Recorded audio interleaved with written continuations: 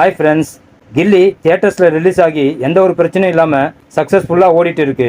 நேற்று அஜித் நடித்த தீனா படம் ரிலீஸ் ஆன முதல் நாள்லயே அஜித் ரசிகர்கள் தேவையில்லாத பிரச்சனைகள் கிரியேட் பண்ணியிருக்காங்க.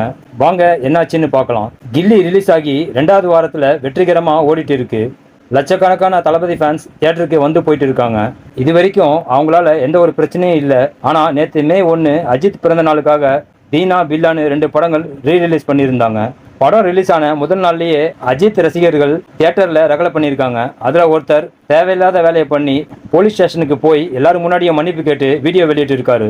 கில்லி ஓடிட்டு இருக்க எல்லா தியேட்டர்லயும் ரசிகர்கள் ஆட்டம் பாட்டம்னு சந்தோஷமா படத்தை பார்த்துட்டு என்ஜாய் பண்ணிட்டு வராங்க. தியேட்டர்காரங்களுக்கோ இல்ல வேற யாருக்கும் எந்த தொந்தரவு தராம படத்தை மட்டும் பார்த்துட்டு வராங்க தளபதி ஃபேன்ஸ். நேத்து தீனா பில்லா 2 அஜித் படங்கள் ரிலீஸ் ஆகி இருந்தது. ரோகிணி தியேட்டர்ல படம் பார்க்க வந்த ரசிகர்கள் தியேட்டருக்கு உள்ளேயே பட்டாசுகளை வெடிச்சிருக்காங்க.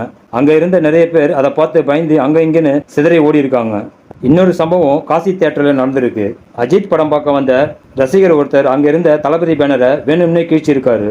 தளபதி பேனரை கீழ்ச்ச அந்த ஆளை கைது பண்ணி ஸ்டேஷனுக்கு கூட்டிட்டு போய் அவன் மேல 2 கேஸை ஃபைல் பண்ணியிருக்காங்க. இதுக்கப்புறம் அந்த ஆளு என்னை மன்னிச்சிடுங்க, நான் செஞ்சது தப்புன்னு வீடியோ வெளியிட்டு மன்னிப்பு கேட்டிருக்காரு. காலைல 11 மணிக்கு நான் பசங்களோட காசு தியேட்டர் படம் பார்க்கலாம்னு வந்தேன். தீனா படம் பக்கத்திலே கில்லி பேனர் இருந்தது. ஒரு ஆர்வத்தில் பசங்க எல்லாம் சேர்ந்து அவங்க கூட என்ஜாய்மெண்ட் பண்றதுக்காக கையில பைக் கீச்சன் வச்சிருந்தேன். அதை வச்சு நான் கிழிச்சிட்டேன். இது மூலயமா அண்ணன் விஜய் அவர்களுக்கும் தமிழக வெற்றி கழக நண்பர்களுக்கும் என்னுடைய மன்னிப்பை நான் கேட்டுக்கொள்கிறேன். படம் பார்க்க வந்தா என்ஜாய் பண்ணிட்டு போயிட்டே இருக்கணும். தேவையில்லாத வேலையை பண்ணா இந்த மாதிரி தான் பிரச்சனையில மாட்டிக்கணும். ஓகே ஃப்ரெண்ட்ஸ், நடந்த சம்பவம் பற்றின உங்கள் கருத்துக்களை கமெண்ட்டில் மறக்காமல் சொல்லுங்கள். நெக்ஸ்ட் வீடியோ சந்திக்கலாம். ஓகே, தேங்க்யூ, பாய்.